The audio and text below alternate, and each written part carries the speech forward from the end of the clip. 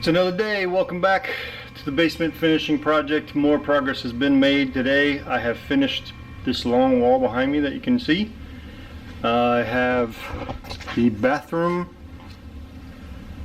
is all framed in, and then this long wall all the way down to the end where the unfinished space will begin. This has taken me a whole lot longer than I expected, probably because I messed up a couple of times measuring for these soffits and going around. This has been a real pain in the you-know-what. However, I persevered and it is now framed. I will have to go back and fire block the soffit openings later. I'm just continuing to go around the outside walls all the way around. My next wall is actually going to be right here with this window, so I decided I probably will go ahead and film that and just show you guys how to put up a wall that has a window in it. I'm going to put the frame up first, and then I will measure for the window and cut the boards out, and then put the pieces that frame around the window in there, and then I'll continue around the rest of the basement going this direction. Alright, so I actually did the measurement over there for the window wall, or the wall that has the window on it. The wall is actually going to be at 93¼ inches, so I'm going to cut my top and bottom plates now. Then I'll take them over there to do some measuring. We'll lay out the studs on the plates, and I'll take the measurement from the plates to the ceiling in order to get the length of the studs. We'll cut all of those, then I'll go over here and lay out the wall onto the floor.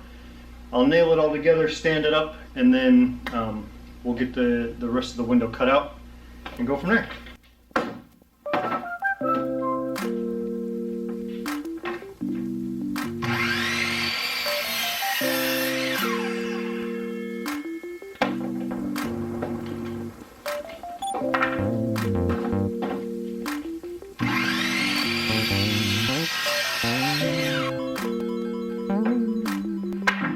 Something I wanted to show you guys that has been helpful for me. When you got your miter box set up over here on your table, cutting studs and the top and bottom plates, the leverage of the wood as you get out to here gets really high, and then you would have to really clamp down really hard on this or use this clamp.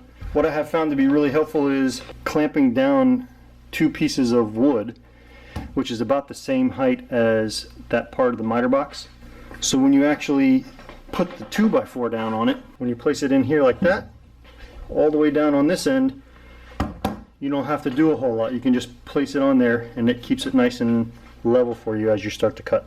You can see I have my chalk line already drawn for where the wall is going to be. I'm just going to move these pieces of wood over directly on top of that. I'm going to measure from that stud wall all the way down and mark out my stud layout, and then I will measure the height from these plates up to my ceiling, and then we'll get all the pieces cut.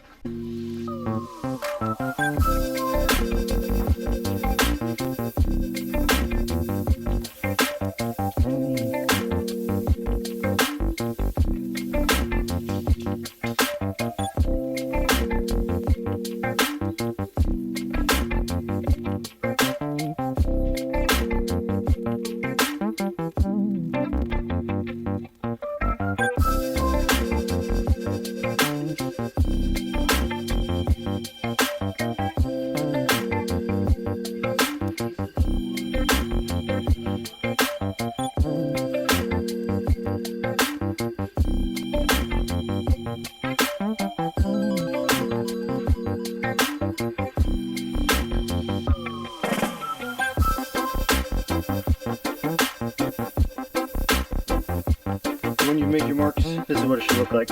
X's on the ends, stud line, X, all the way down. All the way down. Right?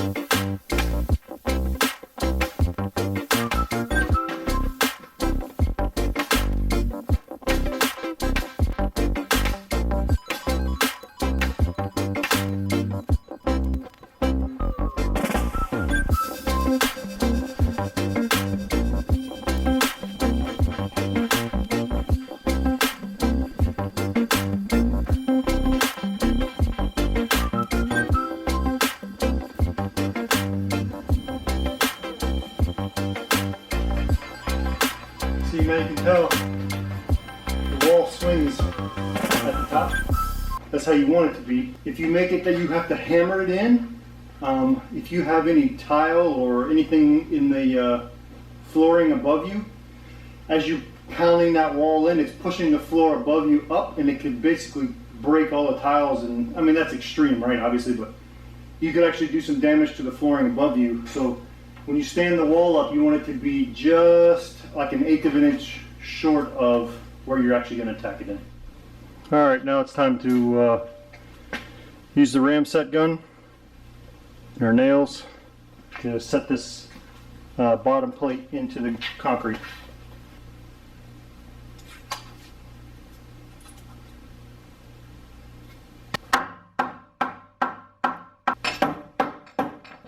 Push down, pull the trigger.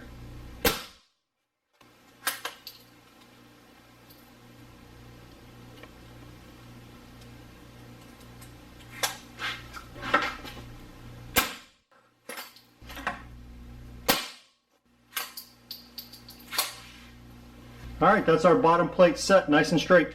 So the next thing we're going to do is we're going to get up here and we're going to level this wall. Then climb up the ladder and set that top plate into the joists up there.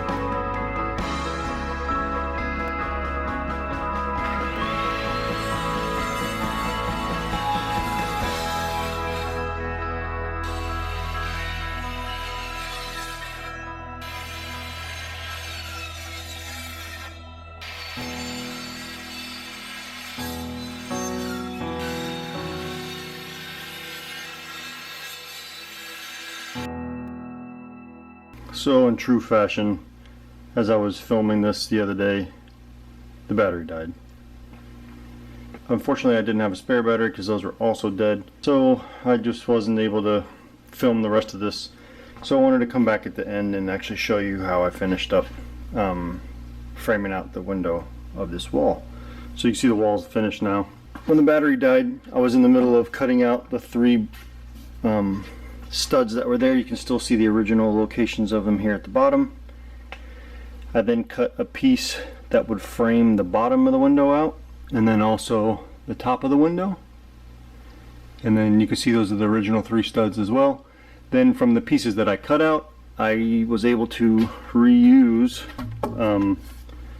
2 of them to frame the sides of where the windows are. So if you look, this piece right here is right in line with the stud that actually frames in the window. So you want to have this piece and this piece. Same with this window here, right here in line with that piece of wood, because what you're going to do is, and then it goes all the way around, because then what you're going to do is actually take a piece of finishing plywood and cover it over, and then it'll get painted and it'll look nice. So just a quick progress update.